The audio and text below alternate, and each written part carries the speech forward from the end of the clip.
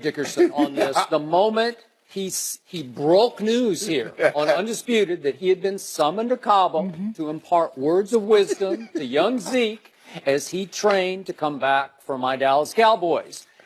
And in so doing, he divulged that Zeke made him this bet. I'm going to go for 200 plus. And obviously Eric said, no, you're not. One thing leads to another. And they bet game-worn jerseys against each other. And Eric's in the Hall of Fame as you are. So a game-worn Eric jersey, that's probably a little more valuable than a Zeke. I don't know. The old school Rams jersey. Yeah. And it didn't occur to me, because I was so happy that he broke that news here, didn't occur to me until Joe Buck said on the Fox telecast during the game the other day, Zeke wasn't all that happy that Eric went public with their bet. That's when it hit home. Wait a second. What is said in Cabo should stay in Cabo. No. Because it dawned on me that Eric Dickerson sabotaged Zeke in order to improve his chances to win the bet.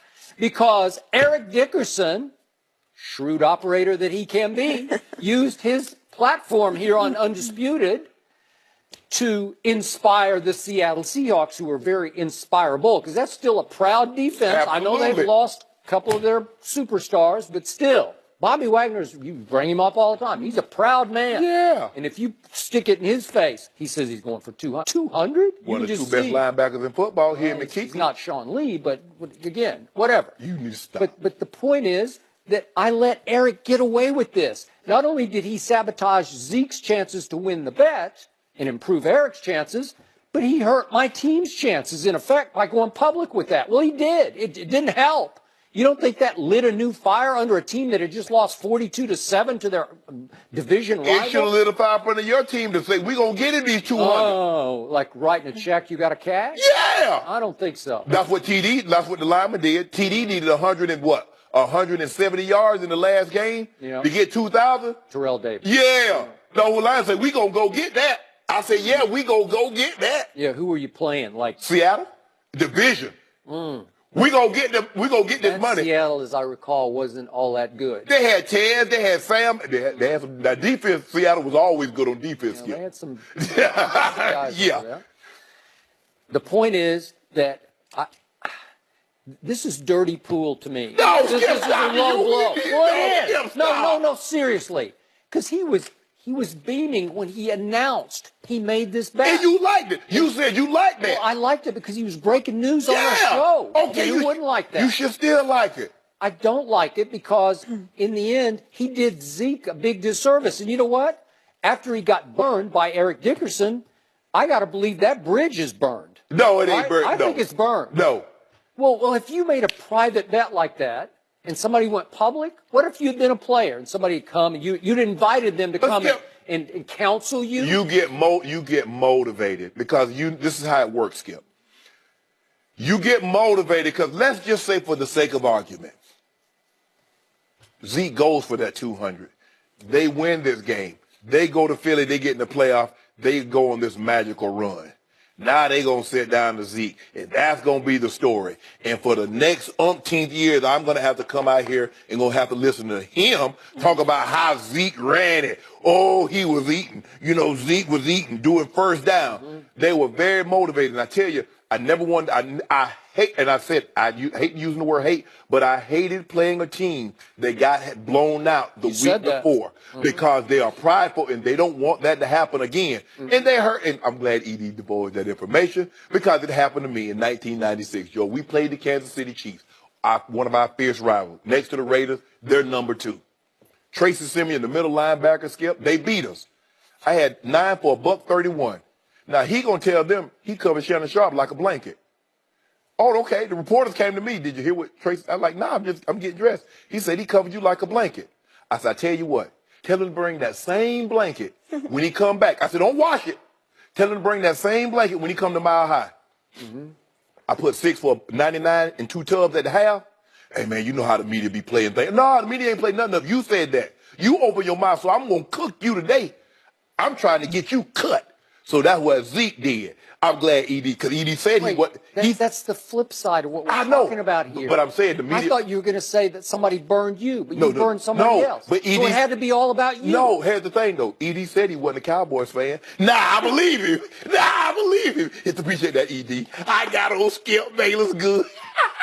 You actually thought Zeke. I told you, Skip, first of all, unless he broke a 70-yarder, 2 long runs, then put him at somewhere around 95 to like 110. He had 73 at 73 at but he needed a chunk play, because anytime a runner gets like 200 yards, Skip, it's hard to get 200 yards on just 5 and 6 yard carries. You need to get a chunk. You need to get a 50-yarder or a 70-yard run, and he couldn't. I didn't think he was going to be in football shape, because you see that every time he start getting 5 yards, he start raising the hand. I need to get a blow. Whew, I'm tired. I thought he looked pretty good in the first I'll half. tell you what, I'll give you an example. I thought he looked good in the second half. You remember when Pittsburgh Steelers went on that run? Now, they need to win their last game against the Chicago Bears to get Coach Cowboys' first and only Super Bowl. They needed that.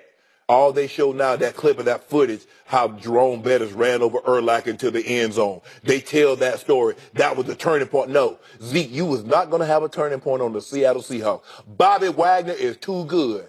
Earl Thomas is flying around too well. Michael Bennett, Jerry Reese, not on my way. Deion Jordan, you remember Deion Jordan? Y'all had him. He got him a sack up there.